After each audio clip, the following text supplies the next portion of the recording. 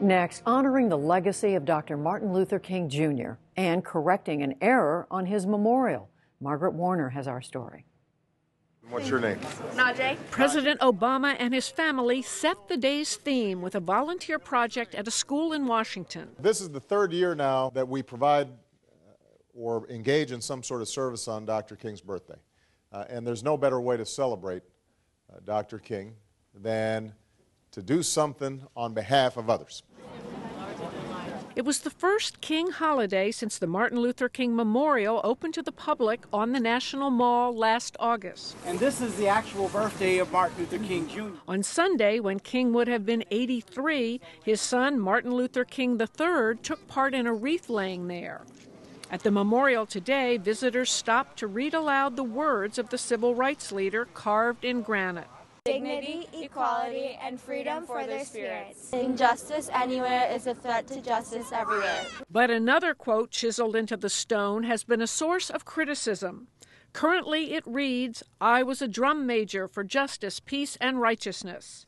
It was taken from a 1968 speech in which King discussed how he might be remembered after his death. Yes, if you want to say that I was a drum major, say that I was a drum major for justice. Say that I was a drum major for peace. I was a drum major for righteousness. And all of the other shallow things will not matter. The memorial's lead architect said the quote was shortened to accommodate a design change planners made while the statue was being carved in China. But one of the memorial's consultants, poet Maya Angelou, complained that the truncated version distorted King's meaning and made him sound like an arrogant twit. A number of others have agreed, including some visitors to the memorial over the weekend. He was a great leader, so to do that, I think you should quote a great leader as though he meant it to be remembered. On Friday, the Department of Interior, with jurisdiction over the memorial, announced the inscription would be changed.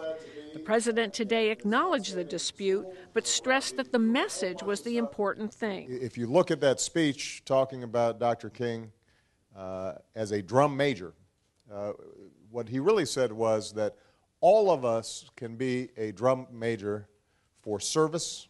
All of us can be a drum major for justice. There's nobody who can't serve, nobody who can't help somebody else. Interior Secretary Ken Salazar has given the National Park Service 30 days to consult with the memorial's private foundation, the King family, and others on how to modify the inscription. And the error on the King Memorial was first highlighted in an opinion piece for the Washington Post late last August. It was written by Rachel Manteuffel, who is an editorial aide for the paper's opinion section, and she joins me now. And Rachel, welcome. Hi, thanks for having me, Margaret. You caused quite a stir with this column of yours. What first tipped you off that the quote that had been chiseled in granite was in fact a misquote? You know, I got to see it early because I live here, and so it was open to the public before the opening ceremonies. And when I went to see it, it just didn't seem right to me. It didn't seem like something he would say, and if it was something he said, then it didn't seem like something that is in keeping with the spirit that we remember him. Now, why do you say it wasn't like something he would say, to say I was a drum major for peace, justice, and righteousness? Well, sort of proclaiming himself as something like that, something that demands a lot of attention. When I sort of see him as a very, he almost never talked about himself that way as the most important part, of the part that deserves attention. And in fact, that speech, 5,000-word speech, actually was a warning about the dangers of what he called the drum major instinct, the desire to be out front to get a lot of attention. Exactly, and that if people say, he says that if people want to say that he sought attention that way, he hopes they would say it, that he sought attention for justice, peace, and righteousness, which is very different from actually asserting I was. And it comes right at the end, doesn't it, when he's sort of reflecting on what people might say about him. Yes, it's true, and how he wants to be remembered. Now, so how did this, when your column first appeared, well, first of all, go back to how this reversal of intent on his part happened. Because all the other quotes on the memorial are exact quotes, aren't they? Mm-hmm. The Council of Historians, including Dr. Maya Angelou, chose, I think, 14 quotations, and they're put up, as you saw in the clip. They're all around on the wall, things like that. And there's a longer quote. If you want to say I was. Which we heard him say. Exactly. Then all these other shallow things will not matter. And that was in the plans. And those plans were approved by the 3 government agencies that were supposed to approve the plans for the memorial. And after approval, without getting any consultation, there was a design decision made, I believe by the architect, that the face they wanted to carve on would not support a quote that long. So they needed a shorter quote. So they got a shorter quote. They went ahead and paraphrased it. Mm-hmm. So now, when your piece first appeared, and there was the architect, the lead architect, and others with the memorial defended the short paraphrase. What happened? Describe the reaction and what you think or caused this turnaround to order essentially that there is going to be a change after all. I think, the Washington Post uncovered the story of how there had been a mistake in the process, that these agencies had approved plans that were changed.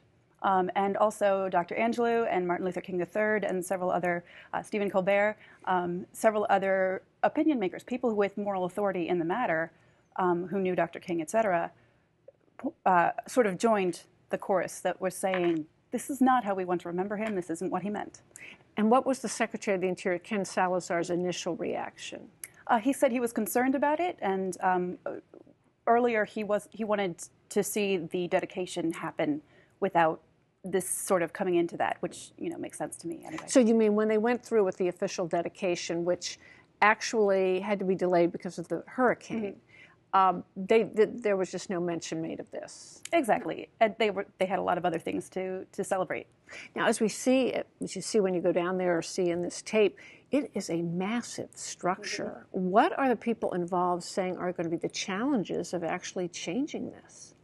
Well, it depends on how they decide to change it, but it is one big piece of stone, and I don't know how easy or difficult it will be. I know they did decide to truncate the quote in the first place because they weren't sure the stone could support all of the words that the Council of Historians chose.